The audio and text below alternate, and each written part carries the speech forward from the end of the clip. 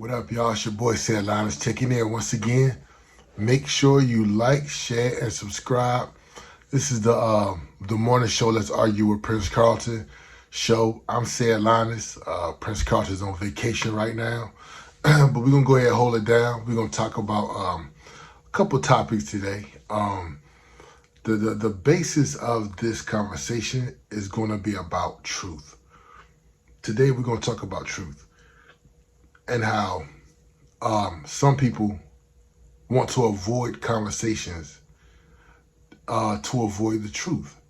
And, sometimes you could be wrong about something, and then you might feel like having the conversation would reveal that you could be wrong about something.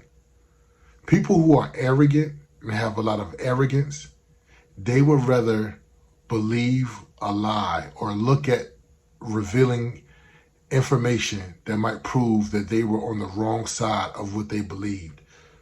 But they would rather stay with the lie in order to avoid being wrong. That's what we're going to talk about today. These two topics kind of ring true towards that statement.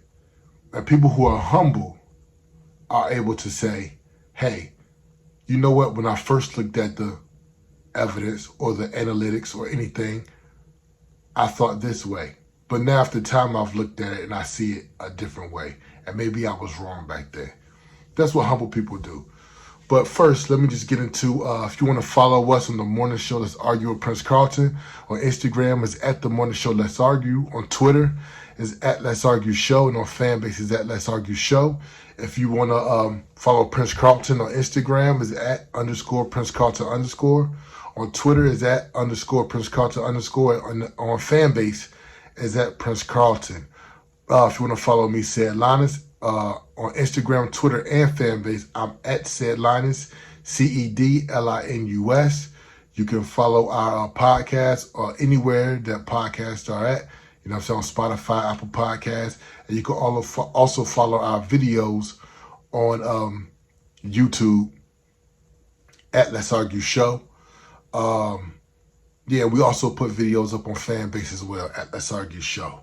So let's go ahead and get into these two topics. So the first topic I want to get into real quick is the story about Caleb White. Caleb White is a 17-year-old basketball prodigy from Alabama who tragically passed away after collapsing. And if we look into this story, it says the sudden tragic death of Caleb White, a star basketball player from Pinson Valley High School in Alabama, has left his family, friends, and community in shock. Caleb, known for his exceptional skills on the court, was not just a talented athlete, but also an incredible young man who touched the lives of many. In this article, we will remember Caleb's legacy. Caleb's journey as an athlete began at a young age, fueled by his passion.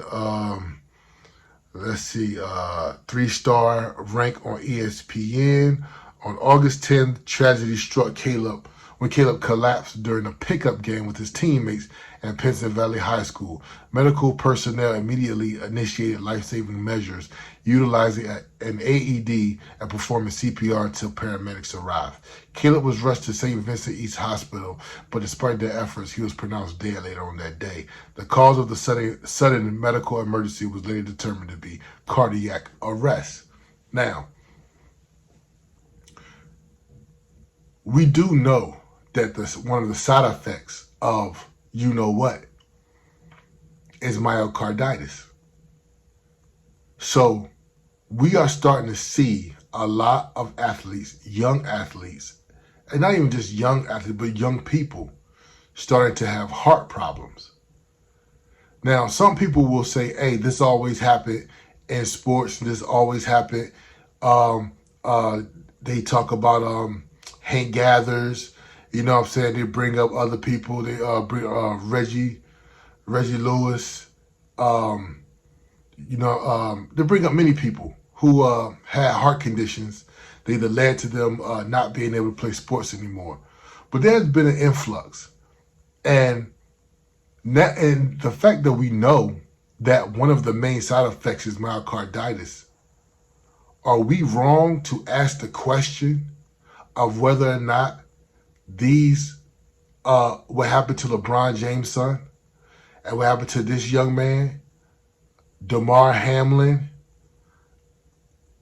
Some people even bring up Jamie Foxx, but who knows what happened in that situation. But just saying, are we out of bounds for asking questions to see if there's a link?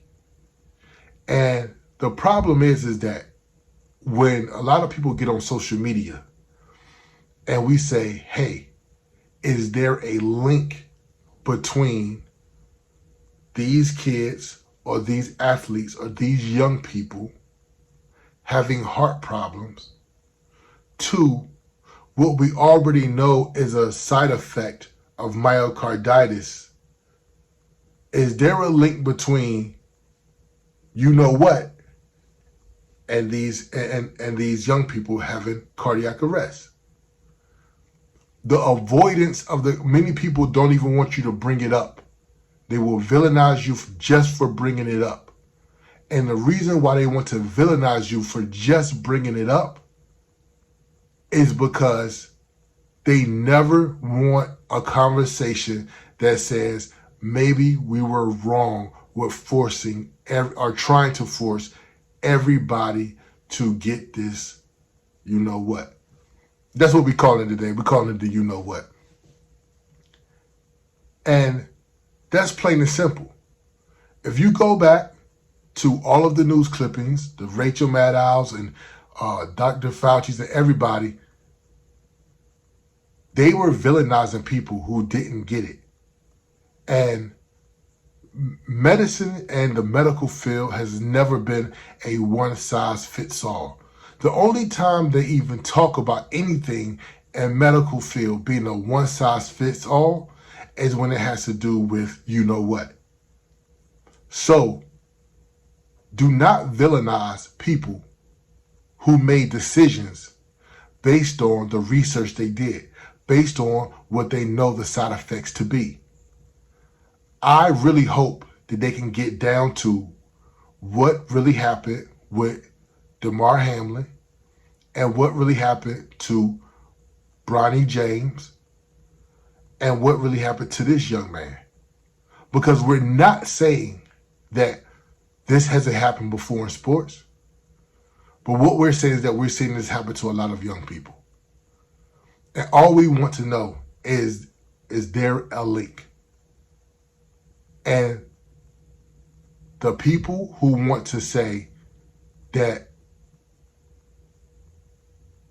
we are bringing up the wrong questions or bringing up this as a topic is they want to vilify us. Those are the people who are too arrogant to face facts and to be able to look themselves in the mirror and say, maybe I was wrong. So they avoid it and they want to vilify people who bring it up. So once again, will we ever find out what really happened with Damar Hamlin? Who knows? Maybe not. Might not ever find out what happened to Bronny James either. But I just hope and pray that these guys have a healthy future. And I just pray that everybody, not just sports athletes, but every human being, we think about what we put in our body.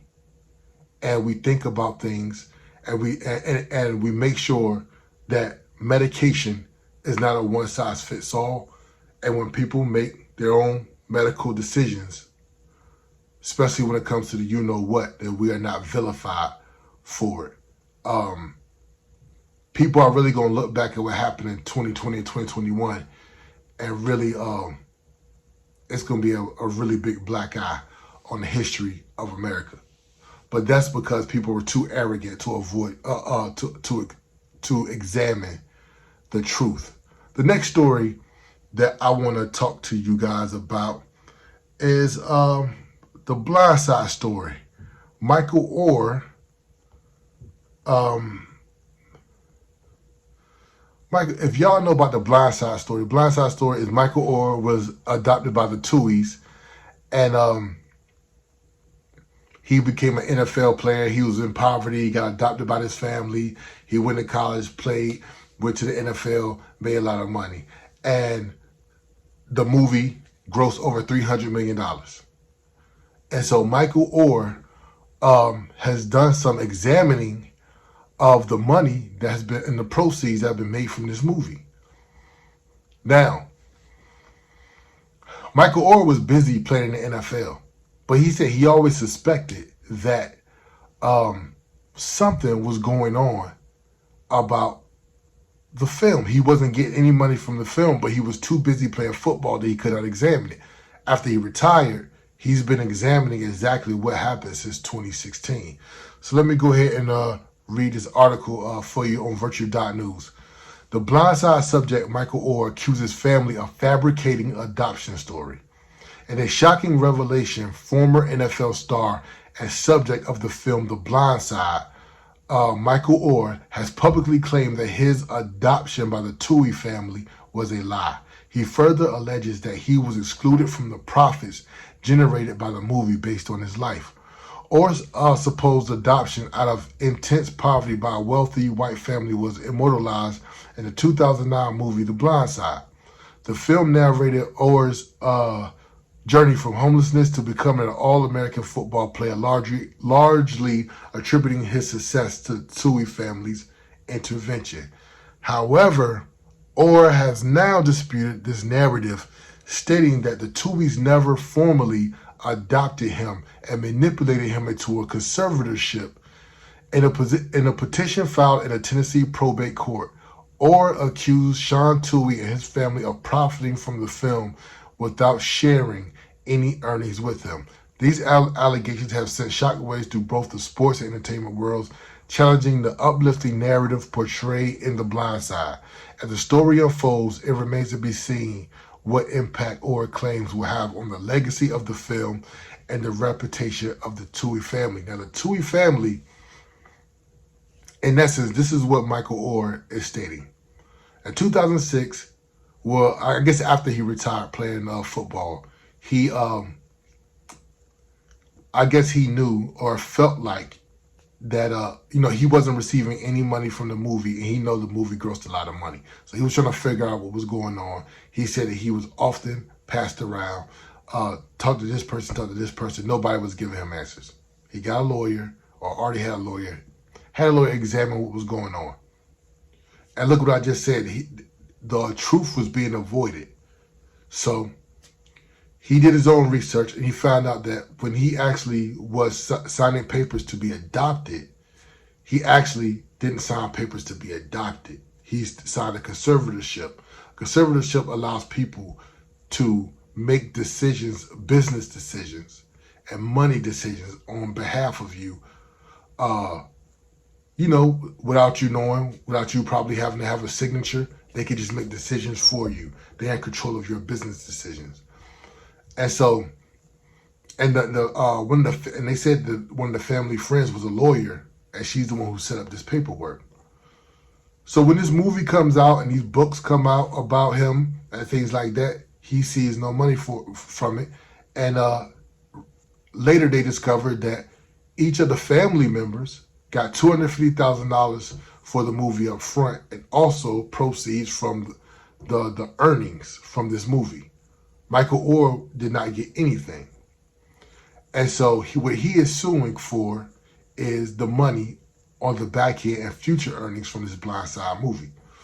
Now, Brother Jason Whitlock said that he made a statement that Michael Oher should just be happy that he's been blessed to play in the NFL. He's already made millions already. And that he should be blessed that this family came into his life and adopted him in order for him to, be able to focus on football and able to get a scholarship and make it to the NFL. And I think Michael Oher he does appreciate them on that aspect. But that doesn't mean that you allow yourself to get robbed in other ways. And that's the problem. It's the avoidance of the truth. If the Tuohys were not trying to avoid the truth, they could have pointed Michael Oher right to the paperwork or right to the conversation that says, this how much we made, this how much you made, or nobody made any back end money, or things of that nature. Instead, when you give people the runaround or avoid the truth, that's when people go digging and do their research. On both of these stories I told you, there's been an avoidance of questioning, avoidance of answering questions, and that's when you dig for the truth. It's okay to have conversations, but when people avoid conversations, they are avoiding the truth in both situations. And so what we do is we dig. We continue to dig and dig and dig until we find the truth. Right now in America, there's a lot of digging that needs to go on because there's a lot of avoiding conversations. We will not avoid conversations anymore. We will dig for the truth. Once again, this is the morning show, Let's Argue with Prince Carlton. My brother's in Florida right now. I'm holding it down for him. Right now we talked about Caleb White and we talked about Michael Oher and The Blind Side. Y'all like, share, and subscribe. Y'all let me know how y'all feel about this episode. All right, peace.